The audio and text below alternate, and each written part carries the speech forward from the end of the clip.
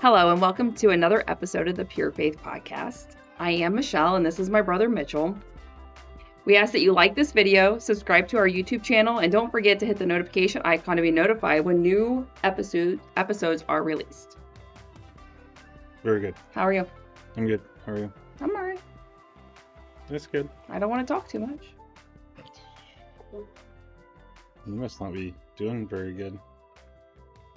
I think last week you said I talked too much. I say that every week. Except for the week when I wasn't here. That's true. And then I was like, will somebody please talk? Right? See? You were crying. I didn't say I missed you, though. Basically. That is good news, though. Last couple of mornings, my eyes haven't been crusty. Oh my gosh, yes. How are your eyes? They're good. Are they? Good. But I heard that you had a whole nother wave of sickness in your house. Yeah, we did. They can't seem to catch a break. Yeah. Little Ephraim was sick. Ephraim had a fever. I say little, but he's not little, is he? Woof. He's a big boy. His fever got up to 101.6. But we were able to keep it under control. And then I was sick Monday night. Yeah, Paige told me. Which this doesn't make any sense. Ephraim was sick. And I was sick. Yes. Nobody else in the family got sick. No. But Ephraim and you didn't have the same. You didn't have the same sickness. We have like opposite. Yeah. So he had a high fever and Paige said he was just sleepy. And I thought maybe teeth, just because, he's at that age, maybe it's his teeth or he's growing. I mean, different things is what I'm thinking. And then she told me that you got sick and I was like, well, that's not the same thing. But she said maybe it was something. I never had a fever. I don't know. I'm just tired of you being sick. Well, I'm so tired of it. I'm glad I don't live because I was in the same household. I'd be like, oh, you want me to write these papers up because I'm really getting tired of you being sick. Seriously. But the thing is, other people at work are now getting sick, so I think it was something going through. All right, that could. But it only affected me and my family. So I'm so lucky. Poor you. I know. He has red eyes last week, and then he gets sick on Monday, and I'm like, good golly. That's what happens when you got 3 little boys. I can tell you that over the weekend, though, we slept with was there one nice day last weekend? I feel like, was it nice for a couple days before we got that cold spell of like 32 degrees or something at nighttime? Anyhow, or maybe I went for a walk, but I woke up and I'm like, oh my gosh, my eyes. Oh no, it's pink eye. Oh my gosh. Mitchell, how are your eyes? Are your eyes okay? It was allergies. It was the blossoming trees. I don't know what it was, but yeah, it lasted for almost a week. Yeah, it was because I saw you on Saturday and still on Sunday. They were a little pink. Yeah. So, all right. Well, I'm glad you're better. I've been healthy. Yeah, good for you. Hold on. Sorry, I had to knock on wood because the last thing I need is to be. That's what I knew you were doing. Oh, shoot. All right, what we got? Oh, well, we ready to get back into it already? Yeah, does everybody have papers? Oh, I don't know. I didn't. I was going to say, because some of them weren't here. Started. I can pass mine off. What is it? Is it Luke 40? Yeah, Luke 40 and 41. Are you sure? Okay, I was going to say I can pass mine off. I'm probably going to fall asleep, so. What's that supposed to mean? His face. Am I that boring? I'll share my Did you miss me? I'll share my ice cream. No, I don't want any of your ice cream. Oh my gosh, too much ice cream. It's not too much. No such thing as too much ice cream. Oh my goodness. Okay. All right. So we're going to pick up where we left off, which is we're going to be starting in Luke 40 and 41. And this is a continuation of what we did last week. So last week we read Matthew 18 through 22. And then we started to discuss that. And we decided that we wanted to compare that to Luke's version of the first calling of the disciples. Mm-hmm. But in order to get to Luke's version, we decided to take the chronological approach again. And so we're covering a few other things that happened between, at least in Luke's gospel, from where Jesus moved to Capernaum to the calling of the first disciples. Yes, I remember that now. And so we're kind of in the middle of that. And so last week we covered the fact that Jesus went to Capernaum. After he was basically kicked out of Nazareth, he went to Capernaum. He was preaching in the synagogue on a Sabbath. He was approached by a man with an unclean demon. Oh, yes. He ended up rebuking that demon. That demon came out of that man. And then he went to Simon's house. And while he was at Simon's house, Simon's mother-in-law had a fever. Oh, yeah. And so he rebuked that fever, and the fever came out. And so that's where we are now. So I'm going to go ahead and read Luke 4:40 through 41, and we're just going to keep going. So this reads, "Now when the sun was setting, all those who had any who were sick with various diseases brought them to him. And he laid his hands on every one of them and healed them. And demons also came out of many, crying, 'You are the Son of God.' But he rebuked them and would not allow them to speak, because they knew that he was the Christ." So again, I kind of mentioned this last week. This is all kind of like the same day. Mm-hmm. So this is still that same Sabbath. He went and was preaching in that synagogue that Sabbath, immediately left there, went to Simon's. And even though it's not perfectly clear right here in the way Luke words it, he is still at Simon's house. Okay. So all these people are coming at Simon's house. Oh, yes. Now, if we read Mark's version of this, that's where we can kind of see that. And I'll go ahead and read Mark's version, which is Mark 1:32 through 34. And this reads, "That evening at sundown, they brought to him all who were sick or oppressed by demons, and the whole city was gathered together at the door. And he healed many who were sick with various diseases, and cast out many demons, and he would not permit the demons to speak because they knew him." So here in Mark's version, it says that all and the whole city was gathered together at the door. So we assume this is the door to Simon's house. Mm-hmm. Now, can you imagine how Simon felt having his house being completely ran over by all these people coming to be healed by Jesus? All these demon possessed and sick people coming to his house. No, I couldn't imagine. That would be fun. No. Far from it. But so yeah, so we through Mark's version, we kind of see that they're still at Simon's house.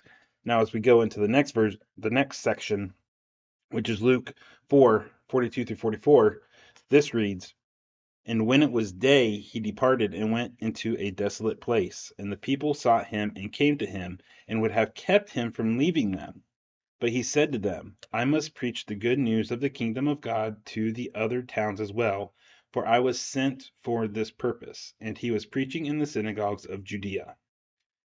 So this whole in the synagogues of Judea, many manuscripts actually call it Galilee, but Luke still has Judea in his gospel. Chances are it's most likely referring to Galilee, because that is where Jesus did most of his ministry. And I am going to read Mark's version of this too. And Mark actually says Galilee instead of Judea.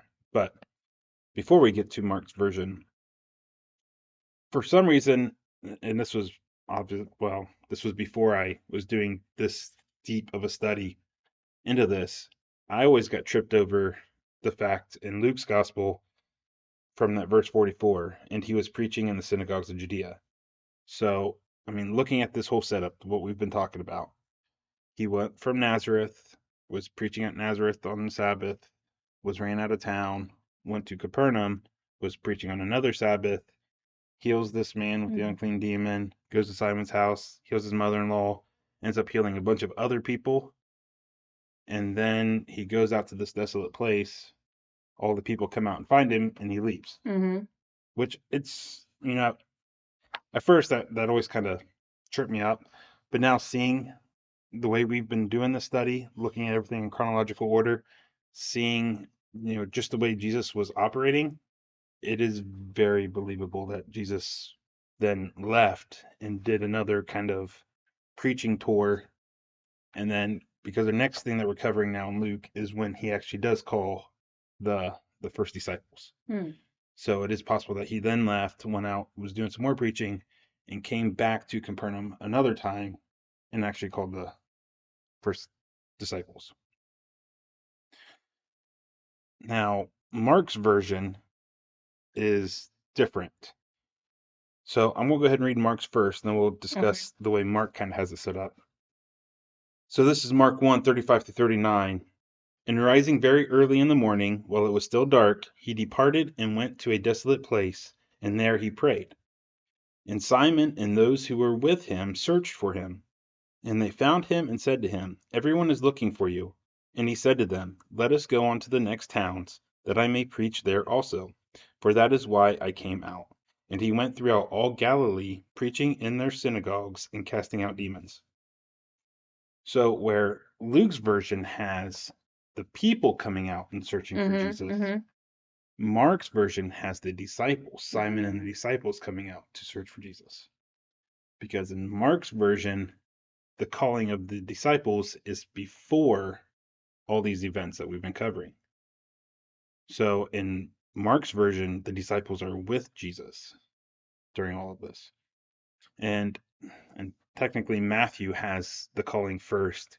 And Matthew doesn't put all these stories in there, but he does have the healing of many, which is going to be coming after the calling of the first disciples. So again, I kind of mentioned this last week. The order, these are all happening, like I said, the same day. So it's all very quick type of things going on here. So it doesn't really matter which order it is in. I mean, the way Luke makes it sound that Jesus leaves and then comes back and calls the first disciples, where Mark has this all happening right away. And I think the reason for these differences, without getting too far into it, it has to do with the actual gospel writers, who they were writing to, and kind of their own personal backgrounds and stuff that they were doing. So just for a brief overview, with Luke was a physician. That's something that most people know. But Luke was a traveling companion with Paul. So a lot of what Luke writes has to do with like what he learned while traveling with Paul. Well, Paul wasn't an actual apostle. He was alive during the time of Jesus, but he never followed Christ. At the time of Christ's death, he was persecuting Christians. So it wasn't until, after Christ died, rose, he spent the 40 days, ascended into heaven. It was after this time that Paul was on the road to Damascus, and that's when he was visited by, well, actually, he was Saul at that time. He was visited by Jesus, and that's when he changed everything around.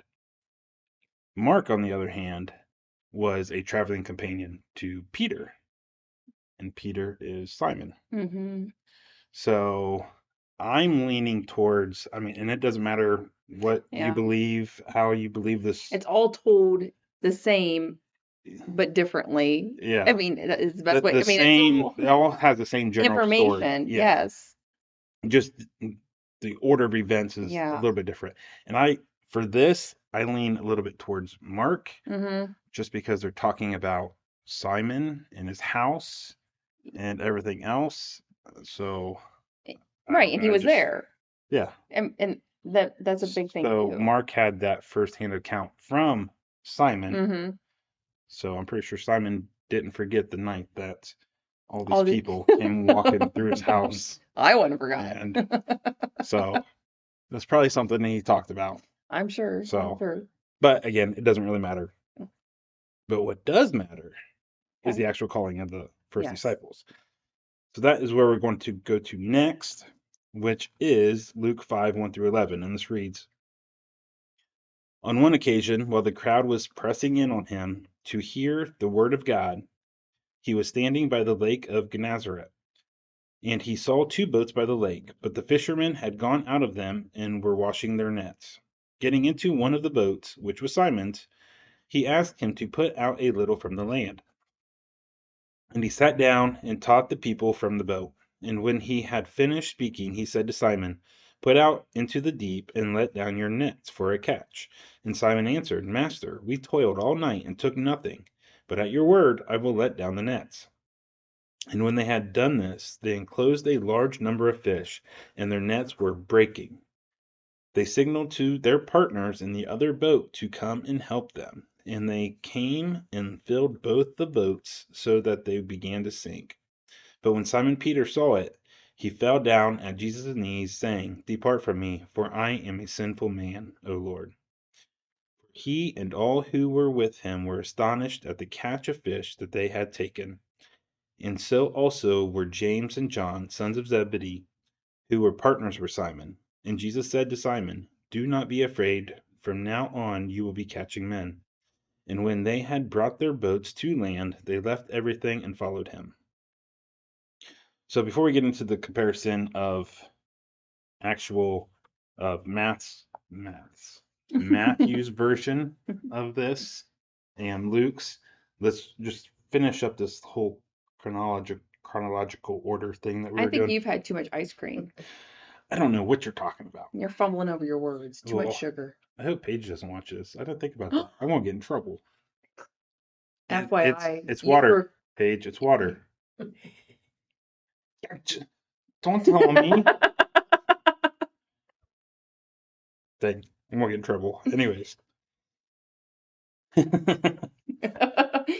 So Luke's version does have a lot more detail in it. Matthew's version is more just a general overview of, hey, this is what happened, because it's needed in the story to, the fact that Jesus needed the disciples. And so Matthew needed to include the story of the disciples being called. Right. But it's a very, very brief overview. Where in Luke's version, we see a lot more of that detail. So,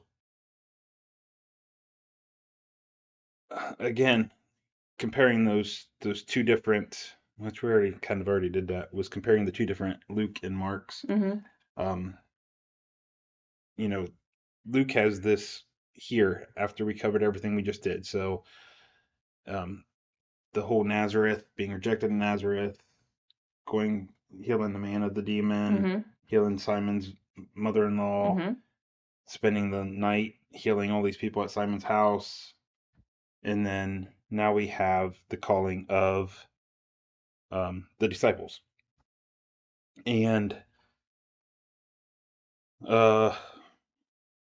where Mark's, again, had his first. So Mark called the disciples, and then he had all these different events occur. But as we see in Luke's version, this is where we see that Simon and Andrew are actually partners in this fishing business. Yes. This fishing venture or whatever with John and James. So we don't see that in Matthew's version. So we get that from Luke's, where, like I said last week, whenever I read a lot of commentaries around Matthew, they point out the fact that there was a connection between these two sets of brothers. But, the fact that they're doing a commentary on Matthew, they typically don't always pull in all the Gospels, and they'll mention it, but it's just, hey, it's right here, Luke, whatever. So, actually comparing them side by side, we can see that. We already covered a lot of this, didn't we?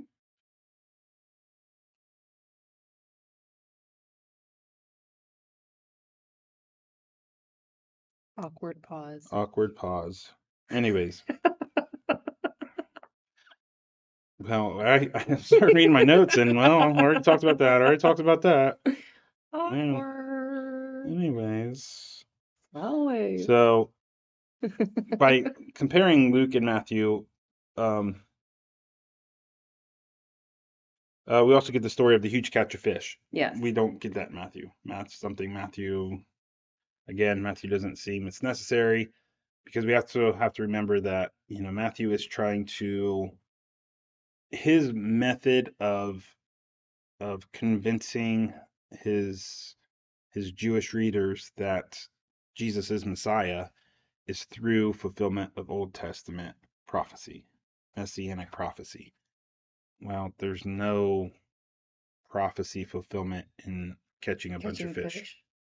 So Matthew doesn't really need to highlight that because it's Right. not really benefiting what he's trying to do with his gospel. So again, like I said before, he needs the story because he Mm-hmm. needs the disciples in the story, Right. but all the details is not as necessary. But something else we see in Luke's gospel that we don't get in Matthew's is seeing Simon, confessing that how much of a sinful person he is and Mm-hmm. falling at the knees of Jesus. Again, we don't see that in Matthew. So in Luke, we're getting a lot more detail, a lot more.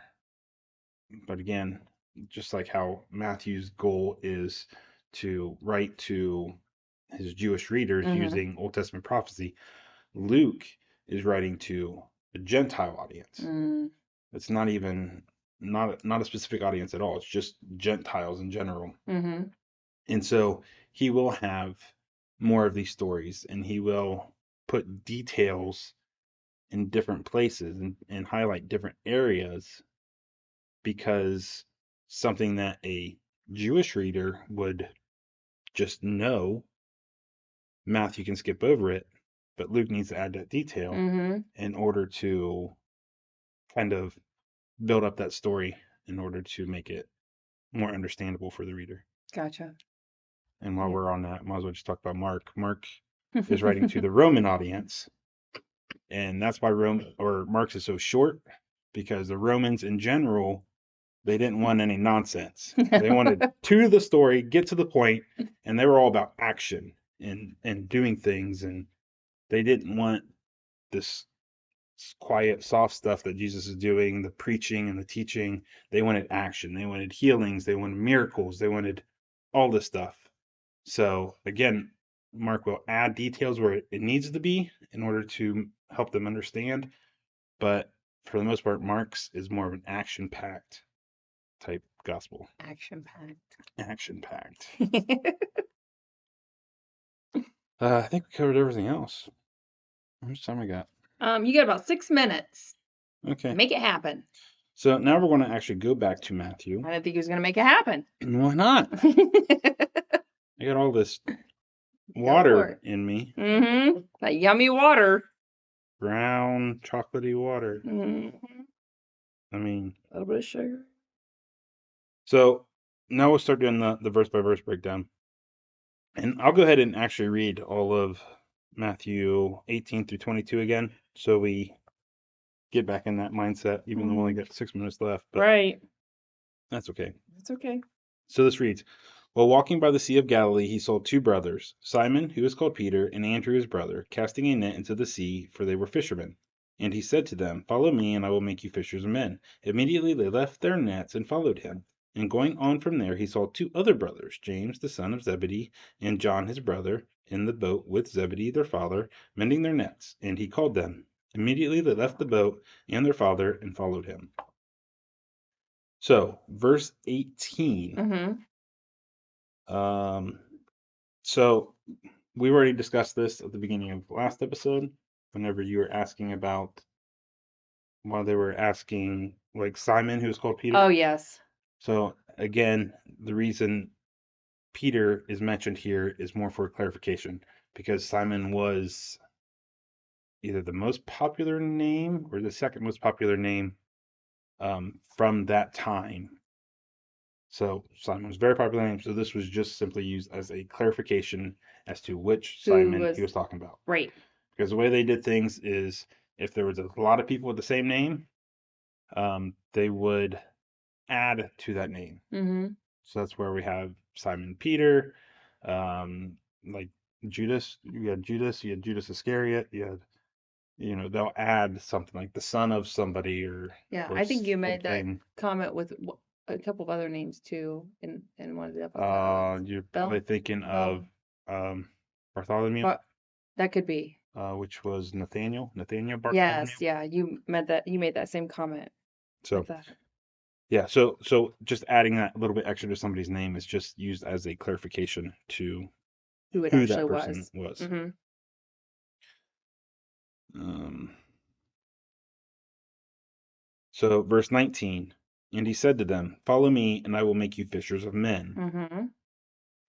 So the interesting thing about this is that typically for those who wanted to be a disciple of somebody, that person, that disciple would approach the rabbi, and then the rabbi would kind of give them a oral test, kind of testing their knowledge, and it's almost be like an application type process. Okay.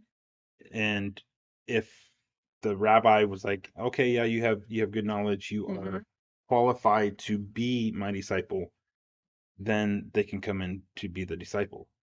That's not what Jesus does. Jesus is calling them to be his disciple.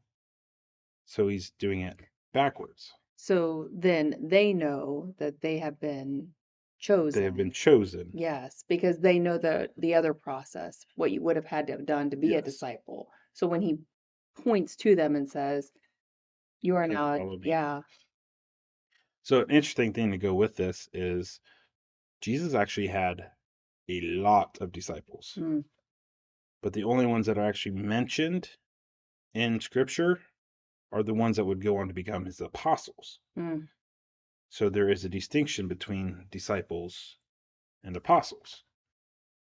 So we'll see this once we start getting into our next section, um, because they really start talking about all the disciples that are following Jesus, because technically anybody who follows Jesus could be considered a disciple. Mm, But he's calling these guys to a higher calling than mm-hmm. just following. Because to be a disciple is basically just to be a student, and a rabbi is just a teacher. Mm-hmm. I mean, that's basically what it is. It's almost like the way our college is today. So you would apply for college, you get accepted, then you go to that college and you are the student and you have professors that are Mm-hmm. teaching you. It's the same general idea where the rabbi would be the professor Mm-hmm. and the disciples are the students. Mm-hmm. I mean, it's really not much more complicated than that. But the way Jesus is calling them, the fact that Jesus is calling them, Mm-hmm. that is something that prophets would do. Prophets Mm-hmm. would call their disciples. And so that is kind of a distinction, but yet they call Jesus rabbi, which Jesus is a rabbi because Mm-hmm. he is a He's a teacher, teacher. but you could also say he is a prophet as well. Hmm. So that's just some food for thought. I don't even know if that was in my notes. I don't believe that it was, but I really wasn't really paying much attention. Oh, Your time is done, sir. no, let me finish, make sure I got 19 done. Actually, I think I pretty much covered everything. I think you pretty much did. Oh, one more thing. So something else that we need to, the fact that, between Jesus being a rabbi, a teacher, notice that Jesus is calling them and saying that I will make you fishers of men. Well, to be a fisher, Mm-hmm. that isn't like something you would just sit in a circle and learn about. That is implying active involvement, as in implying activity, as in you're going to be working towards Right. this. So that again is that difference between a rabbi and a prophet.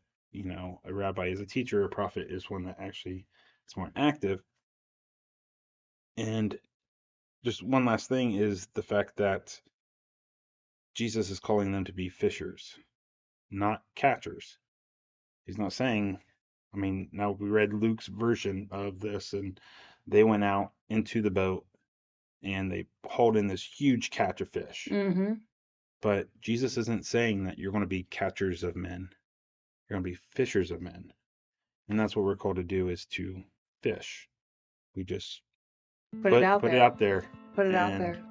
if you get any bites, you get bites. If not, it's not on us to be pulling in necessarily, but it's our job to be casting the nets. Mm-hmm. So Yeah, very well said. okay. Look at that. Guess I need to work on my notes, don't we? Probably do. With that, we thank you for joining us. Please leave a comment on this video or go to the contact page on purefaithliving.com to send us a message. And as always, if you like what you hear, then we ask that you share this show with others so we can all work together in spreading the good news of Jesus Christ. Don't forget to subscribe, and we will talk to you again next time. Have a blessed day, everybody.